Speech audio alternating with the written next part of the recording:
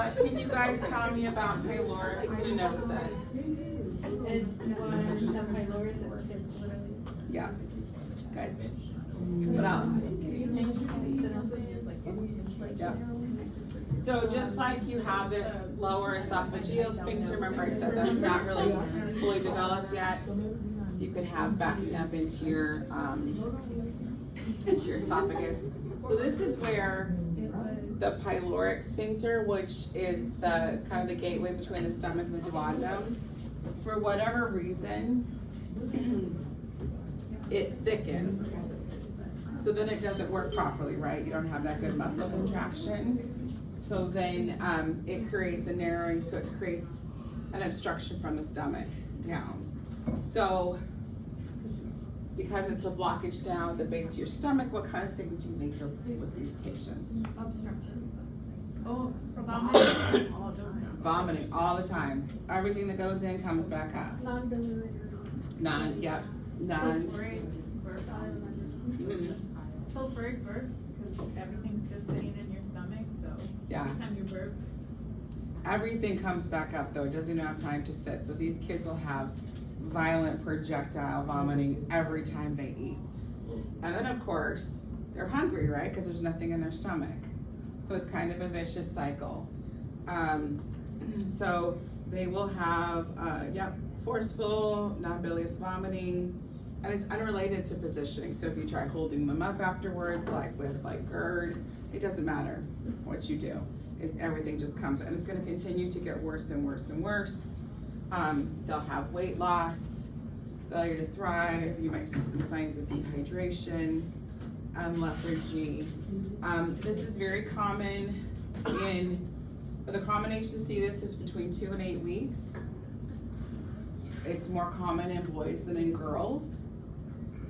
And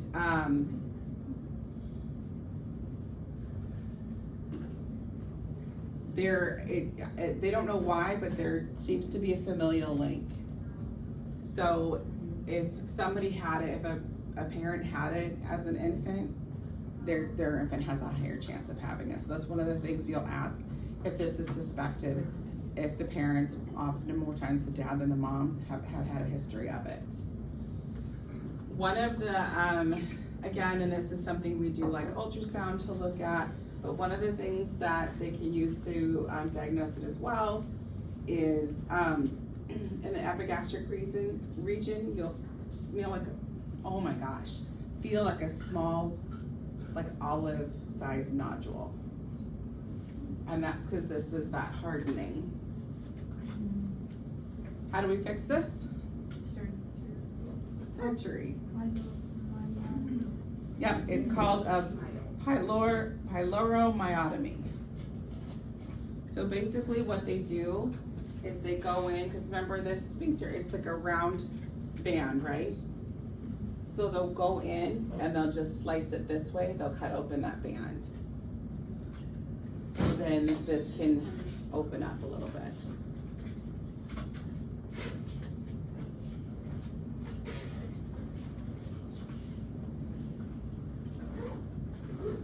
Any questions on that one? These babies are very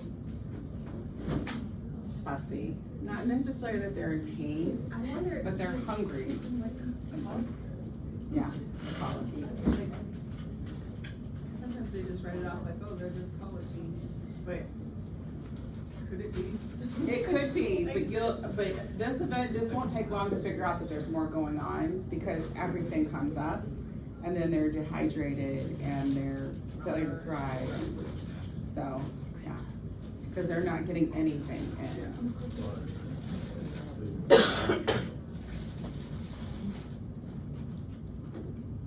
A lot of times colicky babies, they have GERD, they have acid reflux.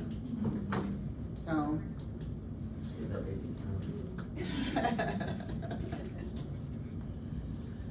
okay, so the next one we're going to talk about is Hirschsprung's.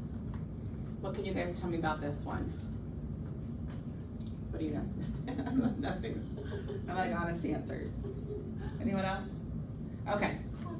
So Hirschsprung's or congenital megacolon, this is a congenital disorder.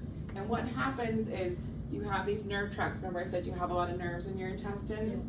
So for whatever reason along this nerve tract, you will have an absence of what's called ganglion cells. Those nerve cells are just missing. So because you don't have those nerve cells, those ganglion cells,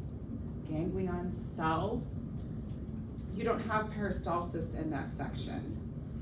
So what happens is stool just builds up and builds up and builds up and causes distension. So a lot of times, that'll be a red flag for this. It's a baby has not had their first meconium in the first 24 hours. If it's been 24 hours, we'll start thinking about, why isn't this happening? If it's not as severe, they might be able to eat for a little bit. They might have, but they'll start having distension, pain from that swollen colon, bilious vomit, and then when they do stool, it's kind of gross, but it's like ribbon-like. It's just a thin, because they don't have that muscle control and that peristalsis to squeeze it out. So eventually, they're gonna obviously have absorption issues, right? They're gonna have constipation issues. They might have frequent enterocolitis. Do you know why? Because she's just got that stool just sitting there, right? Just sitting there making it worse. So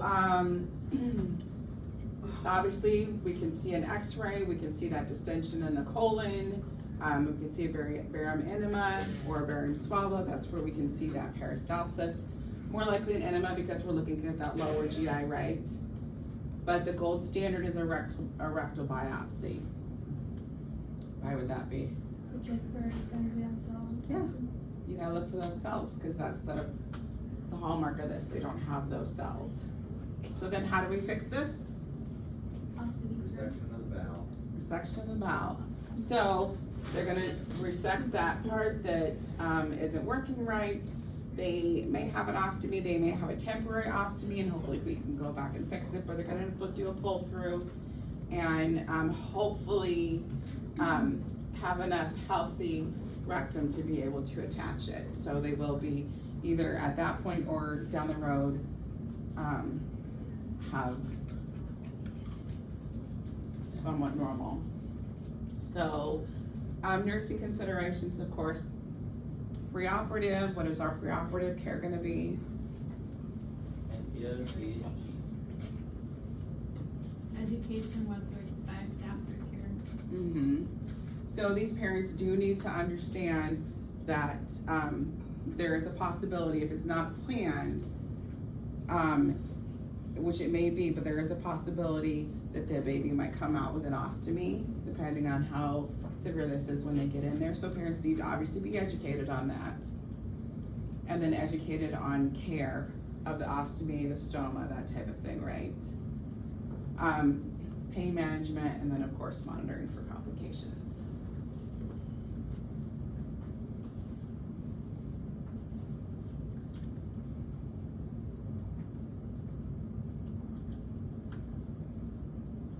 Okay, case study 2.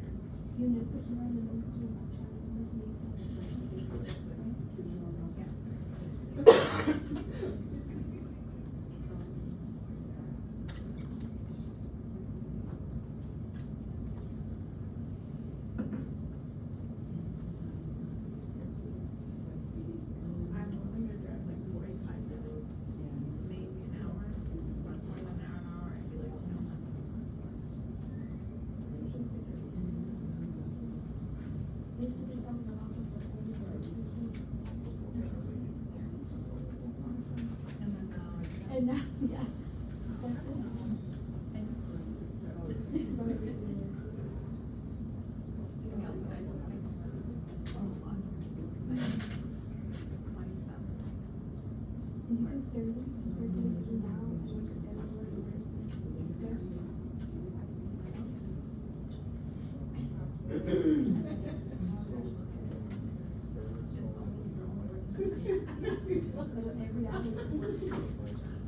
Yeah, it's not very celebrate graduation.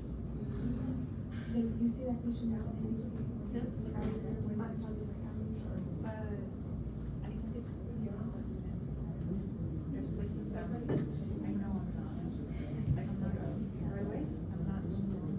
Same thing. Celebrate graduation.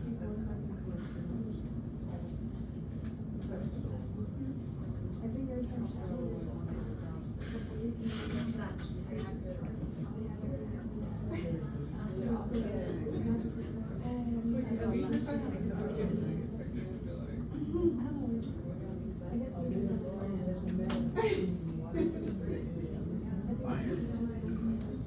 Okay. Is it common for breastfed babies to be constipated? No. But their stools are not also formed either, normally. No, they're not. What a breastfed baby stool usually look like? Kind of like yellow, seedy, kind of loose, but yeah, so that's very abnormal. So when the mom brings this little one in, what kind of things might you expect to find on her physical exam? Distended stomach? Probably. Cranky? I'm sure she's gonna be cranky. Yeah, I'm sure she's not a happy baby. And then two, you may be able, because she's just passing small amounts at a time, you may actually be able to feel the stool when you're palpating her abdomen. You may feel like firm, like it's not. What diagnostic test do we expect to be done on her? rectal exam. What are they looking for on the rectal exam? Essence of Yeah. Is there any stool in there? Do you expect to find any on her? No, but when you pull the finger out, probably. So she probably doesn't have, yeah, so we'll probably find an abscess of stool in the rectum. What else? What diagnostic tests are we gonna do on her? Biopsy. Barium enema, yeah. Yeah. What else? And then on here they had just lab work like a CMP. Of course, we want to look at nutritional status, right? Lung and kidney function. She's probably dehydrated. CBC, and then a urinalysis. Okay, what interventions do we expect to provide the family now that she's being admitted to rule this out? And we've done our diagnostic testing. What do we expect? I'm sorry?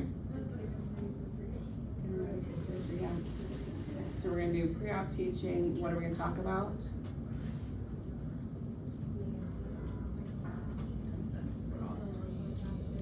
What's What's it gonna look like after? The possibility of ostomy. Mhm. And then, what are important, what would be important to include in the teaching plan for Jeannie's family? I love it, it says for Jeannie and her family. I'm not really gonna do a lot of teaching with Jeannie, because she's not gonna comprehend a 14 years old. But what kind of things we're gonna talk about with, her parents? Infection control, good. Yep. So, disease process, ostomy care, when to call the doctor, follow-up care, pain management, medical management. Not fun. It's always sad when babies have to have surgery. That sounds so sad. It is. Old lady with the ostomy. Yeah, because they're little. That's why they make little baby ostomies. They do. They make little bags. It's easier than a diaper. Mhm. It's easier than a diaper.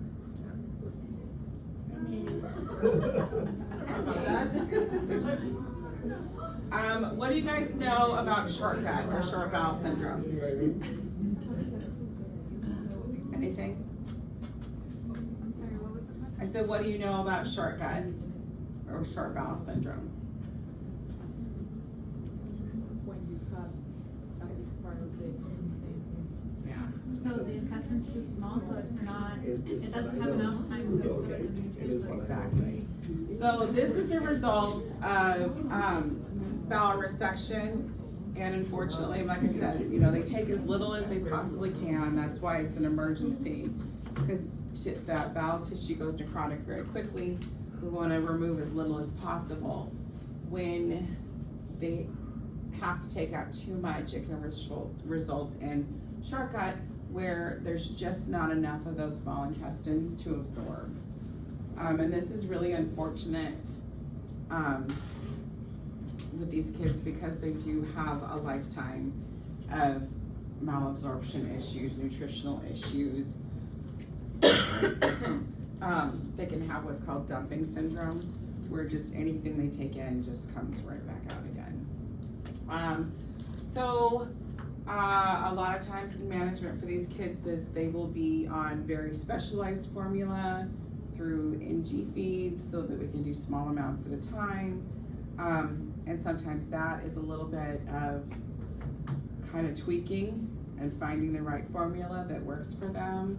It's a lot of medical management, or they might end up on parental nutrition. So that is a whole nother set of problems.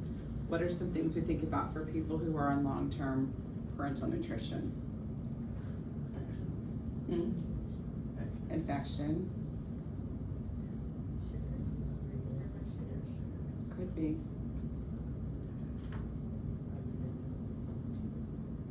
So parental nutrition is very, very hard on your liver.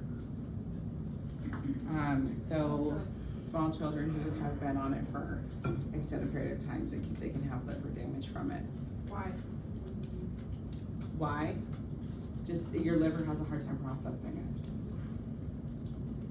So, I was kind of new to peds, and I remember we had a baby, and I don't remember what was wrong with her, but she was like 1.5 years old, and she had been on parental nutrition her entire life.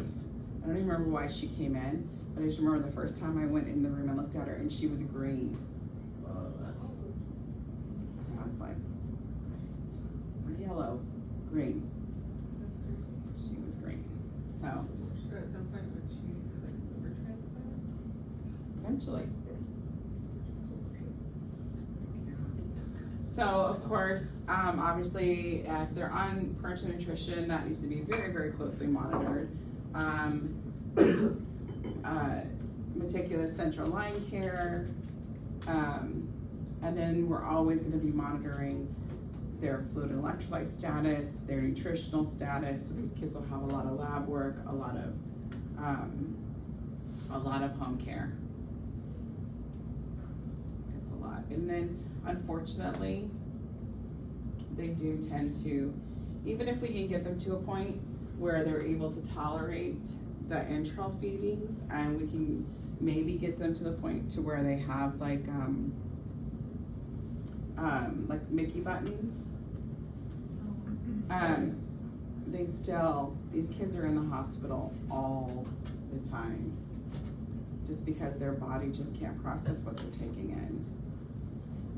And then what do kids do? Kids grow and their bodies change, right? So when you think, anytime you have a kid with a chronic condition, you think you have it down to a science, and then something changes in them, and you have to change it up again. So it's very sad. These are very unfortunate kids to have to take care of, because it's a lifetime of fighting these things.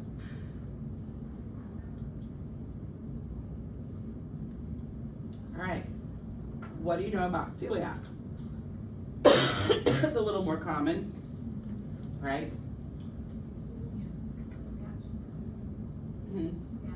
Reaction to gluten. What does the gluten do? Do you guys know?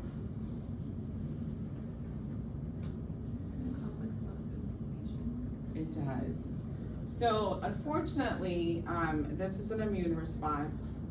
And anytime they eat gluten, it causes inflammation, and it causes destruction of those little villi inside their small intestines.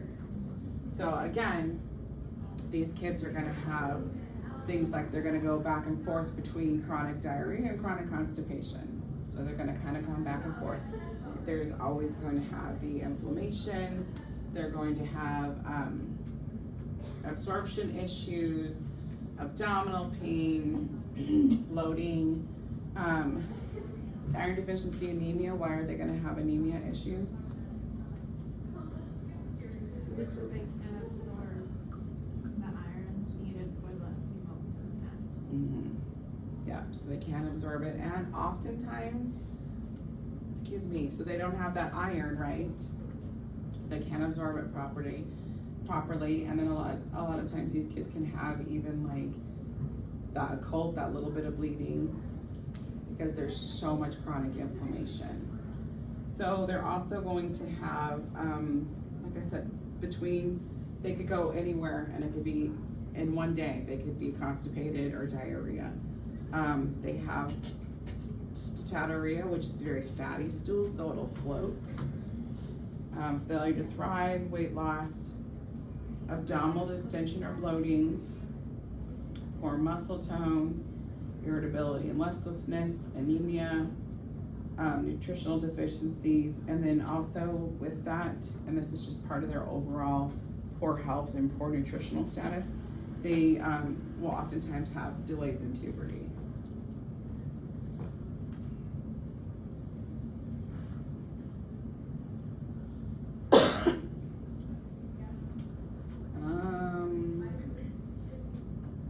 And then oftentimes they'll have vitamin deficiencies as well. How do we fix celiac disease? Yeah, we can't fix it. We manage it, right? The only way to manage it is to strictly avoid gluten. And so there's a lot of people out in the world who are gluten intolerant. If they can handle certain levels of it or they can't handle it. Celiac is different. They absolutely cannot handle it, period. No amount of gluten is safe for them. So the things that we have to really educate the family about is strict gluten-free diets, learning how to read food labels, learning about cross-contamination. So if you have people who have maybe like an intolerance, you know, your nutrition labels will say processed in a safe facility that may process wheat or stuff like that, they might be okay. People who have actual celiac disease need to be mindful of even that type of stuff. And then of course, we're gonna be always monitoring their nutritional status, their CBC, we're looking for that iron deficiency, monitoring growth, bone density is a big one too, for them. So you said oatmeal is not okay? So oatmeal, it depends. This is where you're gonna have to really teach the parents how to read those labels. If it's 100% just oatmeal, you're good. But if it has like, oh, processed in a facility, the process is wheat, anything that has that's gonna be a no-go. So, and things that you don't even think about, like this corner, this far, on the far left, things you don't think about might have gluten in them. Like, sauces and gravies, sometimes they'll use like flour as thickener. People don't think about that. I didn't know about that. Some restaurants put pancake batter in their scrambled eggs, What? which is weird. There's a really big trend right now for the meat substitutes, right? Which are plant-based, so you're like, oh, they're healthy. A lot of them will have gluten in them. So it's just really a matter of teaching these families about the different words for things. Like farina and farro, those are just wheat. Like cream of wheat is farina, it's just wheat. But those are different types. But even barley isn't safe, so they have to be really careful about. And that's the other thing though, is there's a lot of these things that are, like you can get different, like almond flour is very easy to get a hold of. Cassava flour is easy to get a hold of. Coconut flour, those type of things that you can use for different baking. So it's just really, education is the huge key to this one. Okay. Do you guys know what encopresis is?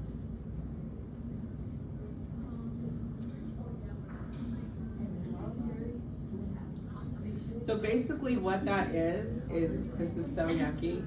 It's basically where you are so constipated that stool is oozing around it. So, so you'll see this when you have kids who come in. A couple of things happen. Why do kids get constipated? They don't drink enough water, too much milk. It can be nutritional, what else?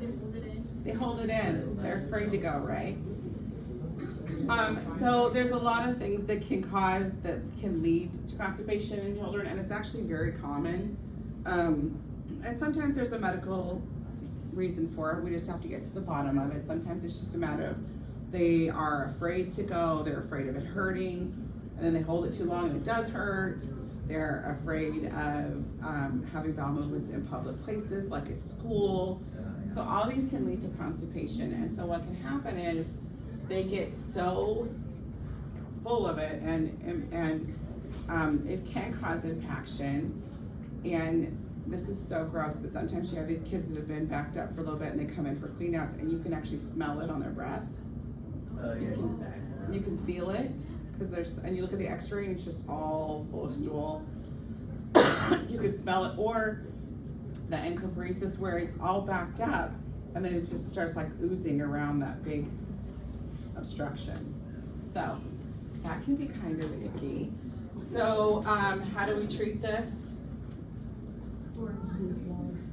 What?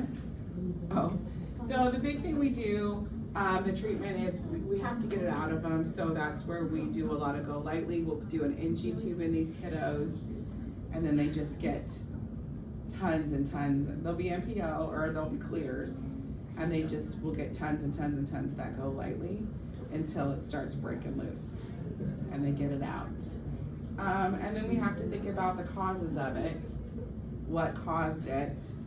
Is there a medical? Is it a behavioral? So we have to think about those type of things. Do they need to be on some kind of, or do they have some kind of malrotation in their intestine, or maybe just like a little kink that it's backing up in certain spots?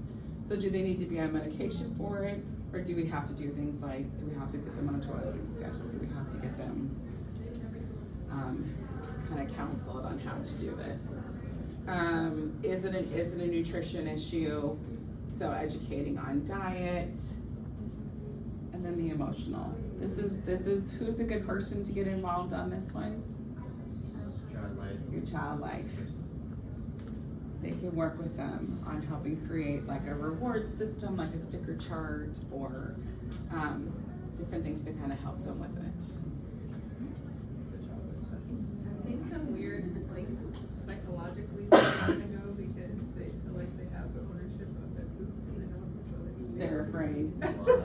They're afraid of losing a part of them. Yeah. Mhm. So strange. That goes back to that magical thinking, right? Especially in your preschoolers. Yeah, kids think very strange things. So this is where you really have to, like, if it is a behavioral thing like that, working with them on why we need to do this, why this is important. But that's where you have to really get to the bottom of it and address those emotional issues. Is it medical? Is it behavioral?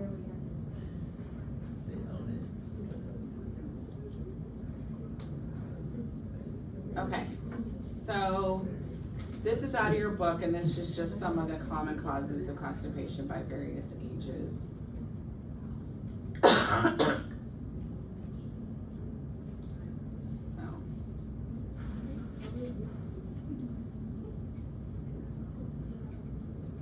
So this short segment in Hirschsprung's, this is where your kiddos who are, that's where you get it in like the toddlers and the older kids, and it's gone and not been diagnosed because it's such a small section of it. Whereas a larger section, you're gonna catch it like in those newborns who aren't able to pass their meconium. Spinal cord injuries. They have low motility for some reason.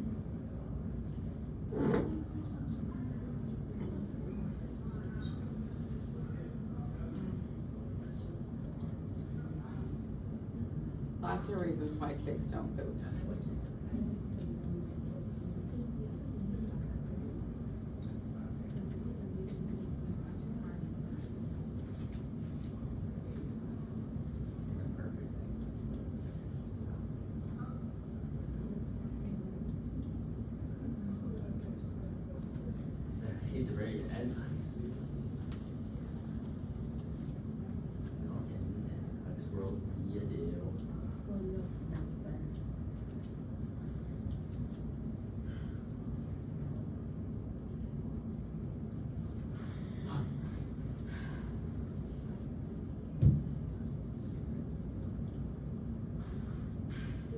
Memorize all of that on that chart? No. No. Just no. Because he said to memorize the vaccines, and I memorized every vaccine that was in the yellow box. And there was nothing about vaccines. Okay, but there still could be vaccines on your next exam or on your final. I mean. I am traumatized. I am. That is traumatic. Oh my gosh. Okay, I think my clicker died. That makes me very sad. Okay, so failure to thrive. You should go take his. I should go take his. His clicker. Okay, so failure to thrive can happen at any stage, right? We commonly think about it with, we often think about it with infants, right? But it can happen at any, oh my gosh, stop it. At any stage. So, but some of the things that we think about, medical reasons for failure to thrive is GERD, because they're throwing everything up, right? So it's just not getting anything in. Any kind of malabsorption disorders like celiac or cystic fibrosis, again, they're just not getting those nutrients in. Inflammatory bowel disease. Why ASD and VSDs? Where do you think that is? They tire out. And sometimes your cardiac babies, they're working so hard just to survive. And then when they're eating, they're burning more calories than they're taking in. So that can be kind of a red flag for your congenital heart babies, where sometimes they just need to be like on NG feeds. Developmental delays, why would that be on there?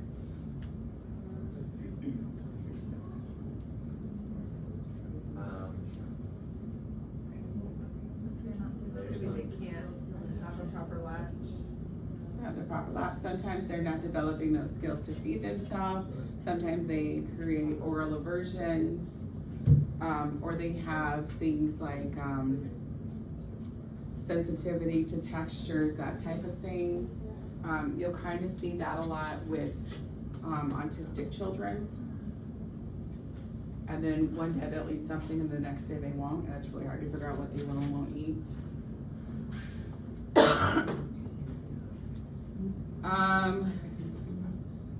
Let's think about like non-medical though, like environmental or psychosocial reasons. That why do we think that would be? What are some of the things that could impact their thriving and their growing? Bullying? Yeah.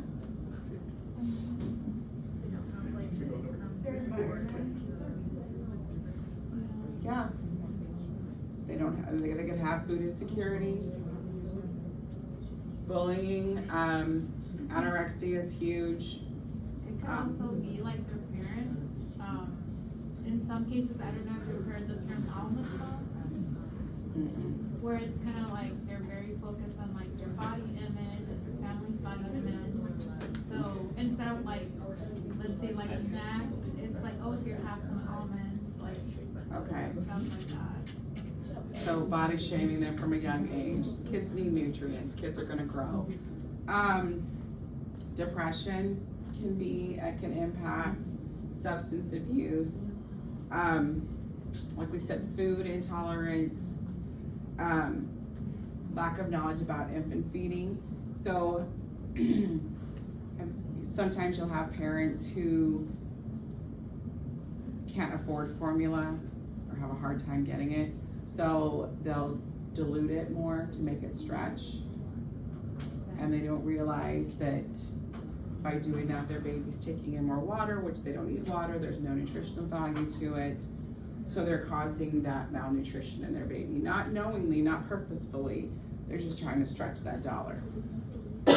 So you will see that. You'll have babies come in for the hospital with failure to thrive.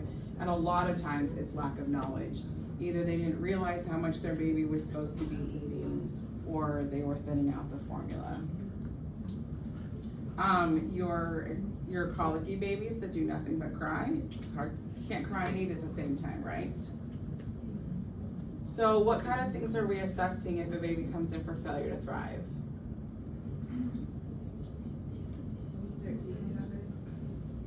Eating habits, definitely. What are they eating? How often are they eating? How much are they eating?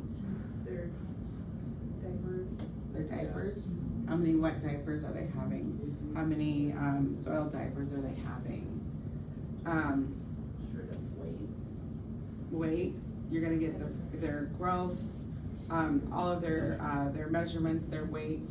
And then babies who come in, infants who come in for failure to thrive, we weigh them at the exact same time every day. And we make sure to tell the parents, this is when they're gonna get weighed, so don't feed them until after we weigh them. Because we need to see that they're actually growing, that they're actually gaining. So you're gonna do definitely the feeding patterns, evaluating for any kind of medical cause that there might be, any kind of absorption issues. And then your management, of course, is gonna be multidisciplinary again. It's gonna be the nurses, it's gonna be the doctors, dietitians might be on board if you have kids who are having those oral aversions, or if you have an older kid who it's just that they're not eating for emotional reasons, or like they're bullying or their depression, or they're just not making good choices. That can be a factor too. If you have kids who are there for failure to thrive for eating disorders, we watch them very closely. We watch them eat. We monitor very closely, charting how much they did take in. They work very closely with the dietitians to make healthy food choices and things that they will eat. Okay, and then the other thing with them is they can't go to the restroom for a half an hour after they eat. Why is that? Yeah, they're gonna go in there and purge, right? So we monitor that very closely. Another thing they do is they like to take excessive showers, and they go in there and they just drink the shower water and fill up on water. What? So then they don't want to eat when it's time to eat. So a lot of times you have to limit their showers, not let them take showers right before it's time to eat, that type of thing. So there's a lot of different reasons that can affect failure to thrive. Basically, they're not growing, they're not gaining for some reason. We need to get to the bottom of it, and you can see there can be a ton of different possibilities. If it's an infant, you're also going to observe the parent while they're feeding, because unfortunately, there are unfortunately parents who do things maliciously. So when you're looking like a Munchausen thing where they say they're feeding the baby, but they're actually not feeding the baby. So unfortunately, that kind of stuff can happen too. So that's why we keep very, very close records of how much they supposedly took in. We'll watch them and those daily weights.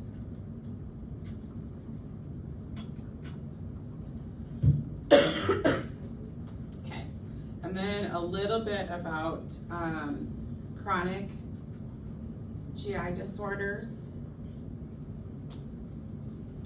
So Crohn's disease can happen anywhere in the GI tract, right? Anywhere from the mouth to the anus. It is most commonly in the colon, but we will see it throughout. This is also something that can run in families, unfortunately. Symptoms, we'll see chronic abdominal pain, severe diarrhea, weight loss, anxiety. They might have growth delays, fatigue, fever, skin inflammation.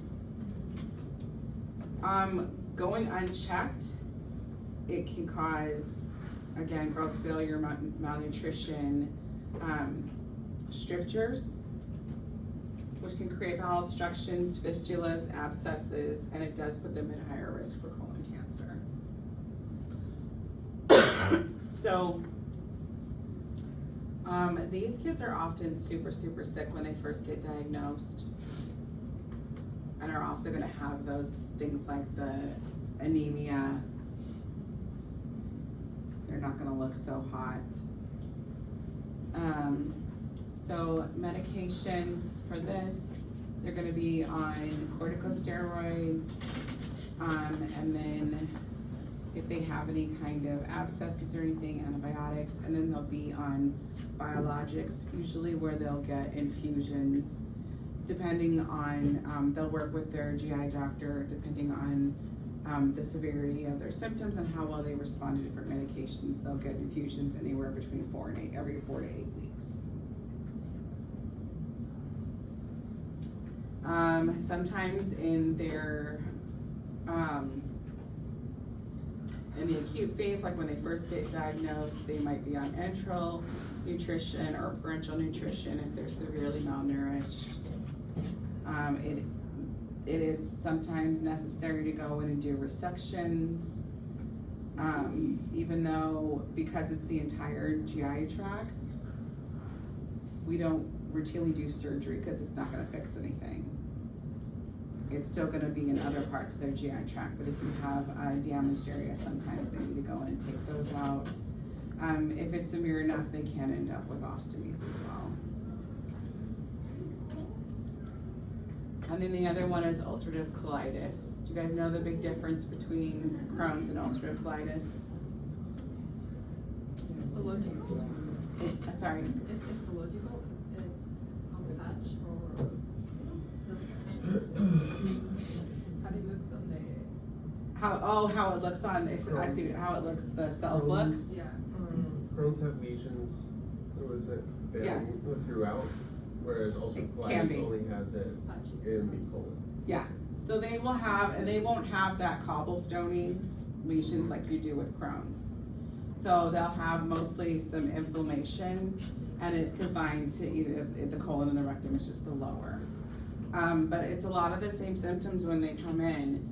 They'll have bloody diarrhea. They'll have a persistent feeling of needing to have a bowel movement.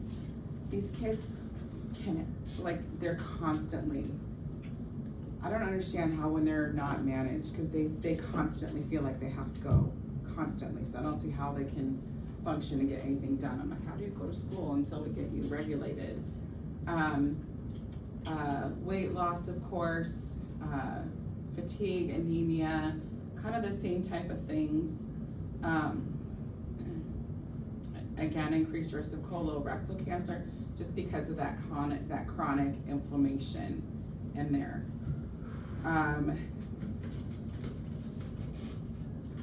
It's kind of the same treatment: corticosteroids, anti-inflammatories, and then biologics. Same thing. They'll come in for just like the Crohn's. They'll come in and get those biologics between every 4 and 8 weeks. They'll get those infusions. Surgical options, they can go in and take out just that disease part if it's severe enough. We're not gonna go just resect bowel for the fun of it. If it's diseased enough that it's impaired, they can go out and take it, and it should not spread. Nurse implications, of course, are to monitor their symptoms. Pain, they're gonna have a lot of pain. Their stools, how frequent are they going? What's the consistency of it? Is there any blood? Dehydration and nutrition. Obviously nutritional support because they're not absorbing anything. And then if they do end up with any kind of surgery, pre and post operative care, and both of these kids, psychological support, excuse me, because that's not easy for a kid to have to deal with.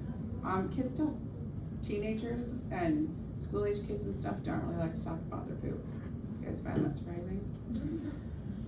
So it can be very challenging on them, and they get embarrassed and their parents will talk for them, and then they get embarrassed. They don't want to tell us about things.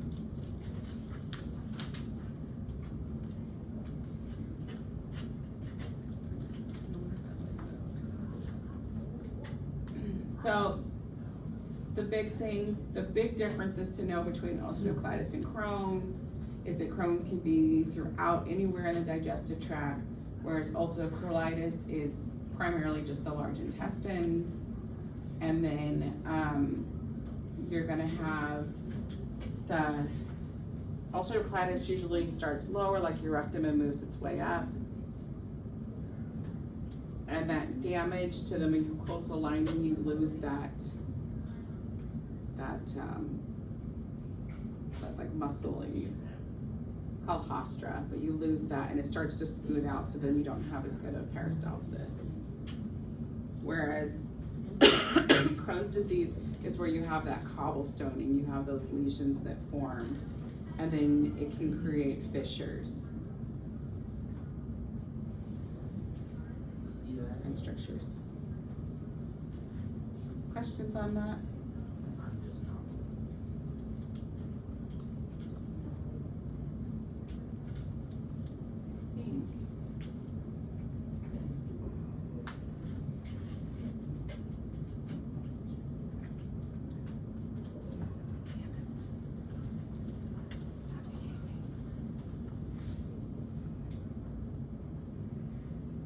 And then lastly is just colostomy. So it just depends between a colostomy and an ileostomy, it just depends on where it's at, right? So a colostomy will be an opening in the large intestines. And then an ileostomy will be in the small intestines. So of course, the content's gonna look different, right? And it'll be in a different location. But just basically with your ostomies, just knowing where it is, and then making sure that they understand how to keep the site clean, how to protect the skin, what the stoma should look like, especially once it's healed, a healthy stoma, and then how to keep it healthy and the skin around it outside, because if they're not caring properly where you attach the bag, you can get skin breakdown in there, and then if stool gets in that, we have infection and more pain and all kinds of yuckiness. Any questions on any GU stuff that we've kind of covered? Pretty straightforward? Yep. Okay, let's just take a really quick break, and then we'll go to GU. Oh, I lied, hold on. I forgot there was one more. Yeah, ostomy pouches, that's where the stool's collected.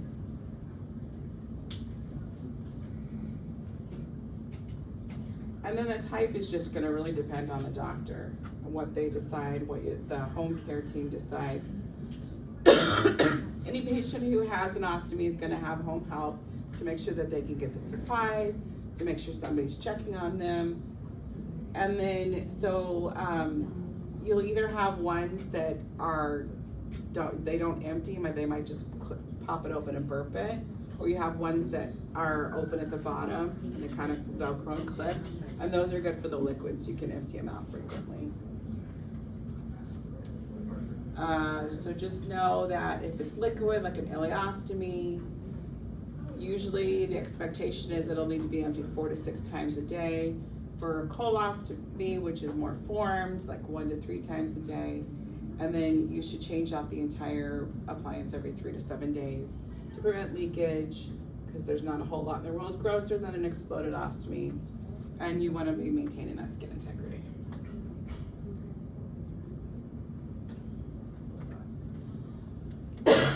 For any of your GI disorders, remember what I said at the very beginning, really what it boils down to is dehydration and fluid. So some of the nursing diagnoses that might go along with this: risk for deficit fluid volume, of course, risk for imbalanced nutrition, acute pain, and then risk for impaired skin integrity. And that's not just ostomy care. Think about when you have babies who have, or even kids who have frequent diarrhea. That's you want to change their diapers frequently, make sure that's not sitting on the skin, causing irritation and causing breakdown. Okay, now that's the end of GU.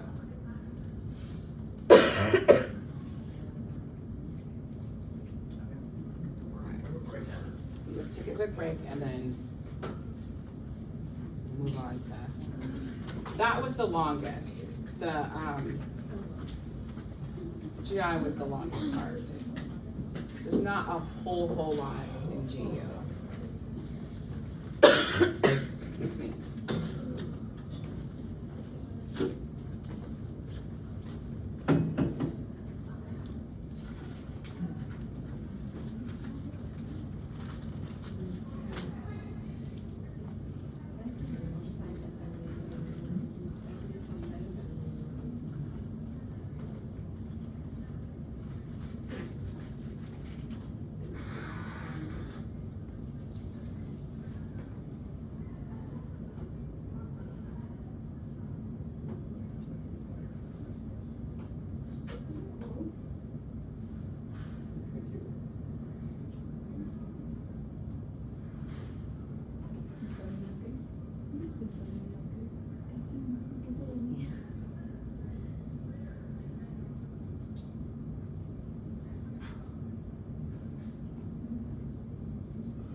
When are you looking to start?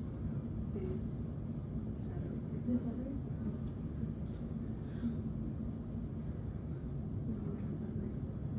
Yeah.